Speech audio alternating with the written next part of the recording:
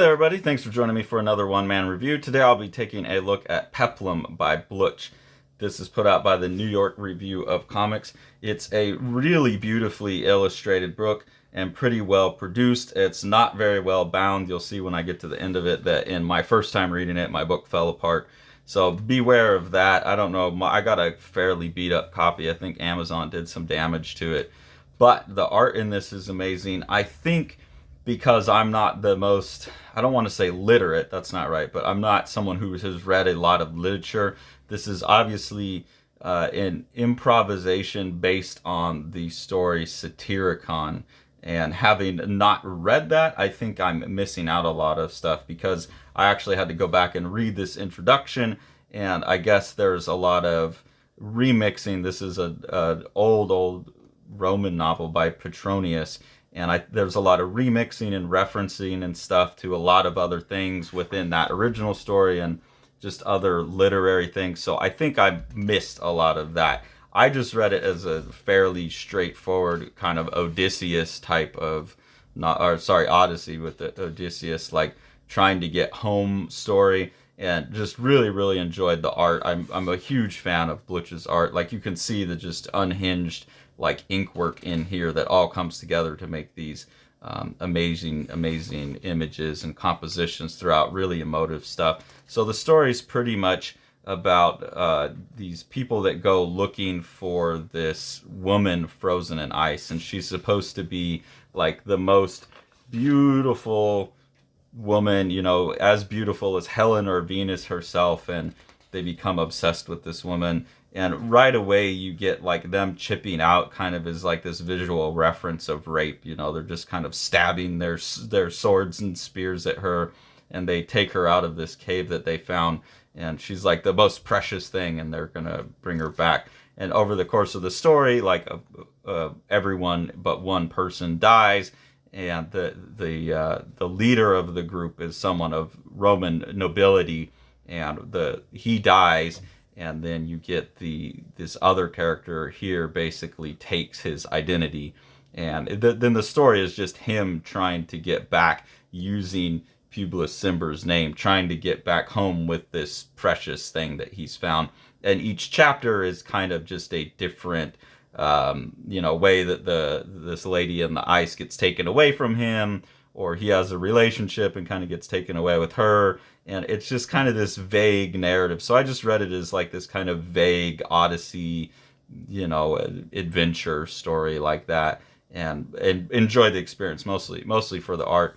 There's a lot of influences I see in here, or potential influences. I think George Harriman is someone I see, like, I don't know, just panels like this and some of the mark making feels like Harriman to me. Also thinking this page reminded me a lot of the Garlandia book that I looked at by Lorenzo Mattotti. Looking at Mattotti's other work, which is all in color and stuff, I don't think so. But this has that kind of long, big strokes, pen strokes that I think of when I think of that Garlandia book, and just some of the compositional stuff. You get some of these stunning images like this that they're just so good because of their like control in the chaos and lack of control that's wielded to the artist's advantage.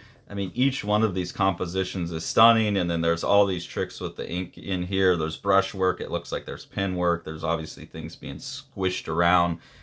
Big compositions like this. I love the look of it. You almost have this Noah's Ark situation here going on. Here's some more just really amazing compositions. That's mostly in this book. I just showing off all this art. So at this point, pirates attack the ship that he's been on, and is about to get thrown off of, and the pirates kind of save him and then enslave him type of thing. But the power in the art is just so potent. Here you get a sense of like Eisner. I saw a lot of Eisner throughout this book, and I think I kept moving my little Eisner sticker because I'd find like, oh no, that's better Eisner, that's better Eisner. But I think right here you really get a lot of Eisner. There's definitely some Spiegelman in some of the faces, I think, and there's maybe some Jules Pfeiffer in some of the fluidity of the characters. It seems like Blutch is really about figure and motion and emotion more than anything else. Really love this set of panels here. Just the abstraction on this one is gorgeous, and I think is something I'm really going to try and pick up on in my work, the focus on abstraction and shape. But I also really like that if you turn this sideways, you pretty much get this sticking out here, this would be here, and this would be here, and then you get these characters with the spears are right here, and this character's pushing the person off. So you get like this flip of the image across the page where you're just seeing this from the front and the side, and you can relate the characters, and that just seems really formally compelling to me. So just a really powerful artist and powerful storyteller throughout. And here's just a bit of writing I liked. The nostalgia for purity, the ghost of perfect love, those are a drunkard's despair. And I think it is just this idea that he's expressing that, if you're always chasing purity, if you're always chasing perfect love, you're never going to be happy. So it's almost like this little Buddhist moment where, if you have realistic expectations or you don't hope for anything, you're going to be happier in life. But if you're always chasing an ideal and perfection, then you're going to be really unhappy. And I think that's really well summed up in there. And so you just get, that's the book. Like, you get this character going through these series of things with this woman in ice and series of little bits about love. He has a child that he's kind of in a pederast relationship with, as the Romans would do.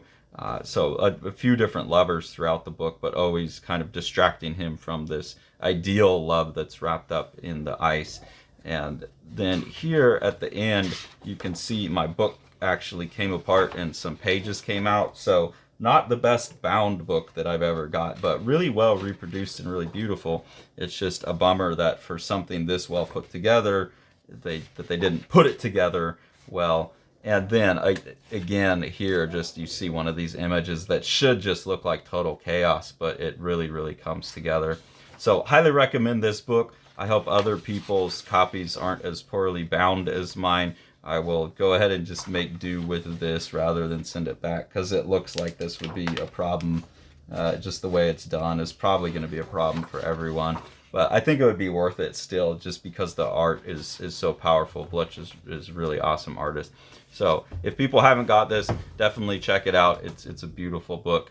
If you enjoy what we're doing here on the channel and you want to support us, there's two ways to do that. The first one's through our Patreon. We have two different tiers there. First one gets you early access to all of our videos. The second one gives you early access to some previews of the books that Sean and I are doing, our personal artwork, and also to the ongoing web experiment with AI and interactive comic Prane Day, where the people at that tier get to vote on what happens to Prane the next time he relives his Groundhog Day cycle. And we use that to track developments in the AI and play with different styles, just kind of an experiment in the capabilities of the AI. So that all comes with the second tier. The money that we get from that, we just use to buy the books and review. So we try and put that back into the market and into other artists' pockets. So we really appreciate that. That helps us keep going, exposing you to work. And then if you want to support Living the Line, the best thing to do is to support what Sean's doing with Living the Line Publishing. So we'll go ahead and take a look at one of his projects now. House on Fire by Matt Battaglia is a just gorgeous book where Matt's kind of making an emotional response to the years of COVID and wrapping that into a sci-fi dystopian future that really the sci-fi dystopian's backgrounded, and you're focused on the emotional journey of two characters in a really beautiful way. And then that's enhanced by Matt's like really awesome, loose, kind of Paul Popish dry brush work. And then Sean and Matt have worked to get this second kind of orange spot color in there that's going to look really beautiful, and has allowed Matt to use his dry brush technique to add tone to the thing too. So with Sean's production technique, this is going to be a gorgeous book with a lot of heart. Thanks for following along. Take it away, Jack.